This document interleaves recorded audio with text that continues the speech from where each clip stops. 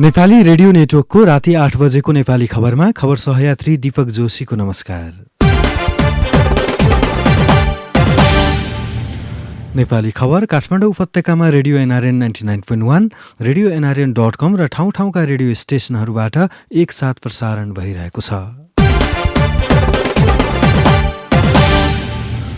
Party एकताको डोरी नचुडिएको प्रधानमन्त्री ओलीलाई प्रचण्डको सन्देश। दाहाल जस्तो मर्यादा नै नभएको मान्छेलाई अध्यक्ष मान्नु परेको प्रधानमन्त्रीका प्रेस सल्लाहकारको दुखेसो। मर्यादाहीन मान्छेलाई हामीले अध्यक्ष मान्नुपर्ने पार्टी एकताले यो चाहिँ नियतिमा हामीलाई उभ्याइदिएको रहेछ। नेपालमा कोरोना संक्रमणका कारण पछिल्लो 24 घण्टामा थप 22 जनाको मृत्यु, 1945 संक्रमित थपिँदा झण्डै 5400 डिस्चार्ज। नेकपामा कलह मच्चिएका बेला चिनिया रक्षा मन्त्रीको नेपाल भ्रमणको तयारी, 3 विदेशी नागरिकलाई देश निकाला गर्ने सरकारको निर्णय। कोरोना संक्रमितको उपचारका लागि रेमडेसिभिरको प्रयोग नगर्न विश्व स्वास्थ्य संगठनको आग्रह, बिरामीमा सुधार भएको प्रमाण नभेटिएको दावी। साथमा प्रमुख खबर संक्षेप। अनलाइनमा आज सामाजिक सञ्जाल र पत्रकार ऋषि धमलाको प्रस्तुति जनता जान्न चाहन्छन् अहिलेको नेपाली खबरमा। यो आवाज हो नेपाली रेडियो नेटवर्कको र तपाईं सुन्दै हुनुहुन्छ नेपाली खबर। नेपाली खबरमा सबैभन्दा पहिले आजको खास खबर। सत्तारूढ नेपाल कम्युनिस्ट पार्टी नेकपाका कार्यकारी अध्यक्ष पुष्पकमल दाहाल प्रचण्डले पार्टी एकताको डोरी नचुडिएको सन्देश प्रधानमन्त्री समेत रहनुभएका अर्का अध्यक्ष केपी शर्मा ओलीलाई पठाउनु भएको छ। पार्टी विवादको समाधान खोजीका लागि आज आफूलाई भेट्न आउनुभएका संसदीय दलका उपनेता सुभाष नेमाङ मार्फत प्रचण्डले एकताको डोरी नचुडिएको सन्देश ओलीलाई पठाउनु भएको हो। आफूसँगको छलफलका क्रममा अध्यक्ष प्रचण्डले एकताको डोरी नभाँचिएको र एकता बचाउन आफू तयार रहेको बताउनु भएको नेमुवाङले जानकारी दिनुभयो। नेमुवाङसँगको भेटअघि प्रचण्डले पार्टी कार्यालय धुम्बाराहीमै पार्टीका महासचिव विष्णु पौडेलसँग पनि छलफल गर्नुभएको थियो। छलफलमा महासचिव पौडेलले प्रधानमन्त्रीमाथि लगाइएका आरोपहरूको प्रस्ताव फिर्ता लिन आग्रह गर्नुभएको थियो। तर प्रचण्डले त्यसबारे पार्टी कमिटीमै छलफल हुने जवाफ दिएर पौडेललाई विदाई गरी नेमुवाङसँग छलफल सुरु गर्नुभएको थियो। प्रचण्डसँगको भेटपछि बाहिरिने क्रममा पत्रकारहरूसँग कुरा गर्दै महासचिव पौडेलले पार्टीको परिस्थिति गम्भीर, धेरै गम्भीर रहेको बताउनुभयो। पत्रकारहरूले कर गरेपछि मात्रै मुख खोल्नुभएका पौडेलले परिस्थिति गम्भीर, धेरै गम्भीर रहेको मात्रै बताएर प्रचण्डसँग सकारात्मक कुराकानी नभएको सङ्केत दिनुभयो। लगत्तै पत्रकारहरूसँग पार्टी कार्यालयमा संक्षिप्त प्रतिक्रिया दिँदै प्रचण्डले परिस्थिति गम्भीर रहेको तर समाधानहीनको अवस्था भने नरहेको बताउनुभयो। उहाँले छलफलबाट निकास निस्कने सन्देश दिए पनि ओली पक्षधर नेताहरूले भने आक्रामक अभिव्यक्ति बन्द गरेका छैनन्। आज पत्रकारहरूसँग कुरा गर्दै उपप्रधानमन्त्री ईश्वर पोखरेलले प्रधानमन्त्रीमाथि लगाइएका आरोपहरू पुष्टि नभए प्रचण्डसँग हिसाब किताब हुने चेतावनी दिनुभयो। उहाँले या त आरोपहरू पुष्टि गर्न अन्यथा हिसाब किताबका लागि तयार रहन प्रचण्डलाई चेतावनी दिनुभयो। यस्तै प्रधानमन्त्री केपी शर्मा ओलीका प्रेस सल्लाहकार सूर्य थापाले त झन् मर्यादाहीन व्यक्तिलाई एकताका नाममा पार्टी अध्यक्ष मान्नुपर्ने विडम्बनापूर्ण स्थिति आफूहरूमाझ आइलागेको टिप्पणी गर्नुभएको छ। राजनीतिक संस्कार नभएको र कुनै मर्यादा पनि नभएको प्रचण्ड जस्ता व्यक्तिलाई पार्टी एकताका नाममा अध्यक्ष मान्नुपर्ने विडम्बनापूर्ण नियति आफूहरूलाई रहेको प्रेस सल्लाहकार थापाले बताउनुभयो। कुनै दुश्मनले, विरोधीले, कसैले पनि यस ढङ्गको हमला राजनीतिक रूपमा पञ्चायतले पनि गर्न नसकेको, नेपाली कङ्ग्रेसले पनि हिजोदेखि आजसम्म गर्न नसकेको, कसैले पनि गर्न नसकेको आक्रमण, हमला, निन्दा, बदनाम चाहिँ उहाँले गर्नुभएको छ। उहाँको संस्कार संस्कृति नै यही बनेर आएको रहेछ र उहाँलाई कुनै तथ्य तर्क चाहिँदो रहन्छ। उहाँलाई रिस उठेपछि जसलाई जे पनि भन्न सक्नुहुँदो रहेछ। हाम्रो चाहिँ दुःखको कुरो यस्तो सांस्कृतिक स्तर, यस्तो वैचारिक स्तर, यस्तो राजनीतिक स्तर, यस्तो मर्यादाहीन मान्छेलाई हामीले अध्यक्ष मान्नुपर्ने पार्टी एकताले यो चाहिँ बाध्यतामा, यो चाहिँ नियतिमा हामीलाई उभ्याइदिएको रहेछ। नेपाली कम्युनिस्ट आन्दोलनमा यो तहको नेता पनि हुनुहुँदो रहेछ भन्ने कुरा हामीले उहाँको यो दस्तावेजबाट चिन्न पाएका छौँ। यसैबीच सत्तारूढ नेपाल कम्युनिस्ट पार्टी नेकपाका दुई समूहबीच बहुमत जुटाउने कसरतले पनि तीव्रता पाएको छ। प्रधानमन्त्री समेत रहेका पार्टी अध्यक्ष केपी शर्मा ओलीले अर्का अध्यक्ष पुष्पकमल दाहाल प्रचण्डको समूहमा रहेका नेताहरूलाई आफूतिर तान्ने प्रयास गरिरहनु भएको छ भने प्रचण्डले पनि ओली समूहका नेताहरूलाई आफूतिर ढल्काउने प्रयास तीव्र पार्नु भएको छ। पार्टीको विवाद अब अङ्कगणिततर्फ धकिलिएपछि दुवै समूह बहुमत स्थापित गर्ने प्रयासमा जुटेका हुन्। तर पार्टीका सबै कमिटीमा अल्पमतमा रहेको ओली समूह पार्टी एकता महाधिवेशनमा नपुग्दासम्म बहुमत अल्पमतको कुरा गर्न नहुने बताउँदै आएको छ। नेपाली खबरमा अब आज दिनभरका प्रमुख खबर संक्षेप, साथमा खबर सहयात्री सपना सिंह। चिनिया रक्षामन्त्री वेइ फेङहे नेपाल भ्रमणमा आउनुहुने भएको छ। उहाँ यही मङ्सिर 14 गते नेपाल आउनुहुने तय भएको छ। आधिकारिक रूपमा चिनिया रक्षामन्त्री फेङहेको नेपाल भ्रमणलाई गोप्य राखिएको छ। भारतले एकपछि अर्को सरकारी अधिकारी नेपाल भ्रमणमा पठाइरहेका बेला नेपाल आउन लाग्नुभएका चिनिया रक्षामन्त्रीको नेपाल यात्रा भने 1 दिनको मात्र तय भएको छ।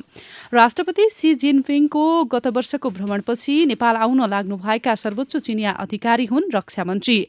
नेपालको राजनीतिक अस्थिरता र सत्ताधारी नेकपाभित्रको द्वन्द्व विभाजनमा पुग्न सक्ने अवस्थासँगै भावी राजनीतिमा नेपाली सेनाको सान्दर्भिकता बढ्न सक्ने अड्कलबाजीका बीच चिनिया विदेश मन्त्रीको सट्टा रक्षामन्त्री आउनुलाई कूटनीतिक वृत्तमा अर्थपूर्ण रूपमा हेरिएको छ। रक्षामन्त्री फेङहेसँग उच्च चिनिया सैनिक अधिकृतहरू पनि आउने बताइएको छ। पछिल्लो 24 घण्टामा कोरोना भाइरसको संक्रमणबाट थप 22 जनाको मृत्यु भएको छ। यससँगै देशभर कोरोनाबाट मृत्यु हुनेको संख्या 1298 पुगेको छ। नेपालमा पछिल्लो 24 घण्टामा 1945 जना कोरोना संक्रमित थपिएका छन्।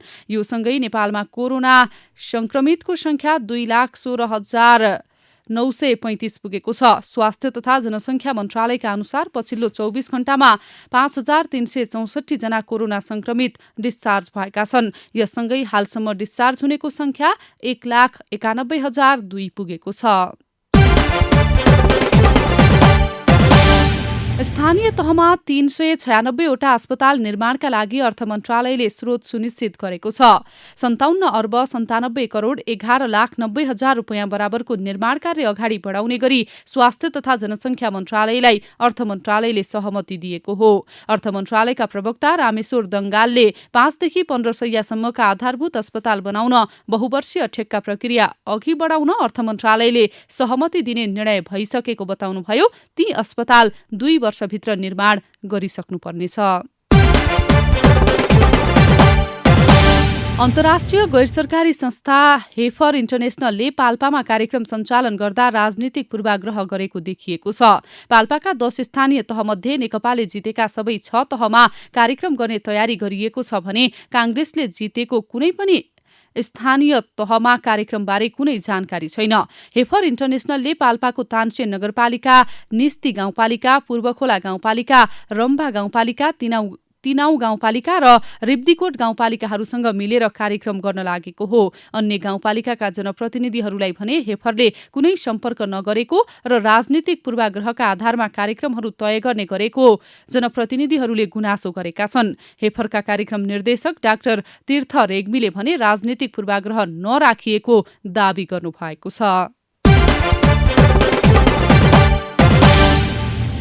सरकारले प्रत्येक स्थानीय तहमा निर्माण गर्ने भनेको 5 देखि 15 शय्याको अस्पताल निर्माणका लागि आवश्यक पर्ने सरकारी जग्गा लिजमा दिने निर्णय गरेको छ। अस्पतालको नाममा जग्गा नभएमा भूमि व्यवस्था, सहकारी तथा गरिबी निवारण मन्त्रालय मार्फत भवन निर्माणका लागि आवश्यक पर्ने सरकारी जग्गा लिजमा दिने निर्णय सरकारले गरेको हो। यस्तै यमन गणराज्यका नागरिकहरू मोहम्मद इस्मेल अहमद ओबादी र नासिम इस्मेल अहमद ओबादीले बुझाउनुपर्ने भिसा दस्तुर 3,066 अमेरिकी डलर, विलम्ब शुल्क 5,110 अमेरिकी डलर र जरिवाना बापतको 1 लाख समेत मिनाहा गरी दुवै जनालाई देश निकाला गर्ने निर्णय पनि सरकारले गरेको छ।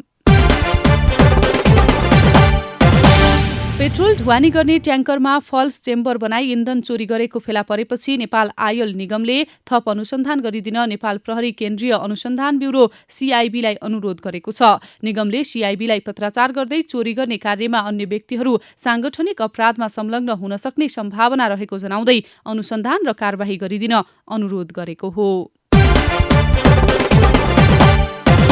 गृह मन्त्रालयले नेपाल प्रहरीका 33 जना प्रहरी वरिष्ठ उपरीक्षक एसएसपीको सरुवा गरेको छ। आज गृहमन्त्री स्तरको निर्णयबाट विभिन्न स्थानमा कार्यरत एसएसपीको सरुवा भएको छ। प्रहरी प्रधान कार्यालय, मानव स्रोत एवं प्रशासन विभागले एक सूचना प्रकाशित गरी मङ्सिर 7 गतेदेखि लागू हुने गरी एसएसपीहरूको सरुवा गरिएको जनाएको छ। गृह मन्त्रालयले महानगरीय प्रहरी परिसर काठमाडौँमा अशोक सिंहलाई सरुवा गरेको छ। यसअघि उहाँ प्रहरी प्रधान कार्यालय, अपराध अनुसन्धान विभाग, अपराध नियन्त्रण महाशाखामा कार्यरत हुनुहुन्थ्यो। यसअघि महानगरीय प्रहरी परिसरमा कार्यरत श्यामलाल गेवालीलाई सिंहको ठाउँमा नक्साल स्थित अपराध नियन्त्रण महाशाखामा पठाइएको छ।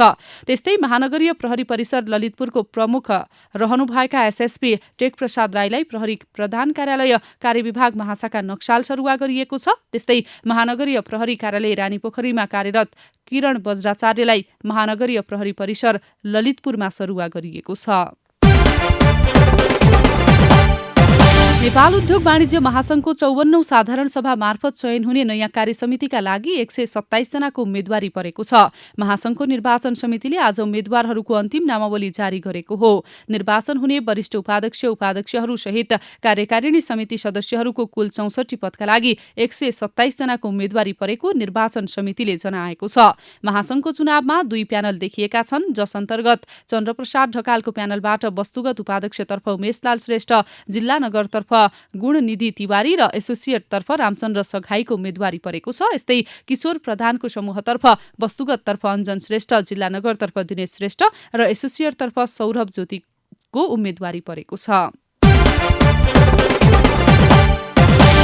सत्तारूढ नेपाल कम्युनिष्ट पार्टी नेकपाका अध्यक्ष पुष्पकमल दाहाल प्रचण्डले शान्ति प्रक्रियाका बाँकी काम सहजै सम्पन्न हुने बताउनु भएको छ। शान्ति सम्झौता भएको 14 वर्ष पुगेको अवसरमा प्रचण्डले आज पत्रकारहरूसँग संक्षिप्त कुराकानी गर्नुभएको थियो। त्यसक्रममा उहाँले शान्ति प्रक्रियाका जटिल, संवेदनशील र गम्भीर विषय टुङ्गिसकेकाले बाँकी काम सहजै टुङ्गिने बताउनुभयो। सेना समायोजन र हतियार व्यवस्थापन जस्तो जटिल विषय सफलतापूर्वक टुङ्गिनु अभूतपूर्व घटना भएको उहाँले बताउनुभयो।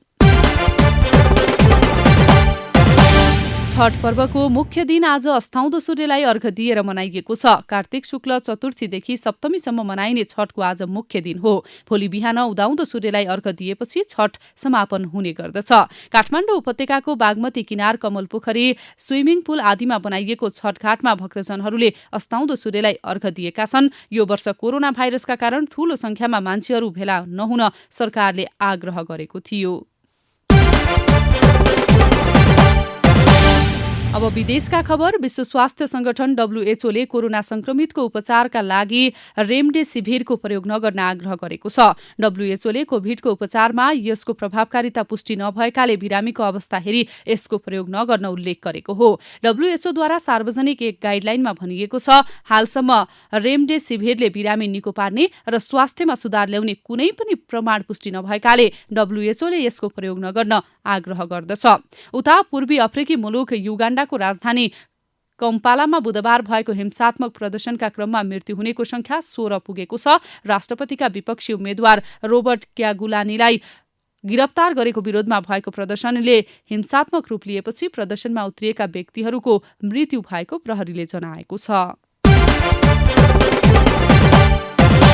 अब खेल खबर। सन् 2022 को आईसीसी महिला T20 विश्वकप क्रिकेट 1 वर्ष पछि सरेको छ। अन्तर्राष्ट्रिय क्रिकेट परिषद आईसीसी को बोर्ड बैठकले 2022 को विश्वकप 1 वर्ष पछि सार्ने निर्णय गरेको हो। दक्षिण अफ्रिकामा आयोजना हुने विश्वकप अब 2023 को फेब्रुअरी 9 देखि 26 सम्म हुनेछ। यसअघि महिला विश्वकप 2022 को अन्तिममा हुने बताइएको थियो र सुपरस्टार लियोनल मेस्सीको सम्झौता स्पेनिस क्लब बार्सिलोनामा 2021 को समरसम्म मात्र छ। त्यसपछि मेस्सी क्लबमा रहन्छन् वा कहाँ जान्छन् अहिले भन्न सकिने छैन। 2021 पछि मेस्सी अन्य क्लबमा पनि जान सक्नेछन्, तर अहिले बार्सिलोनामा अस्थायी रूपमा रहेको व्यवस्थापन समितिले जनवरीमा मेस्सीको विदायलाई मान्यता दिन सक्ने छैन।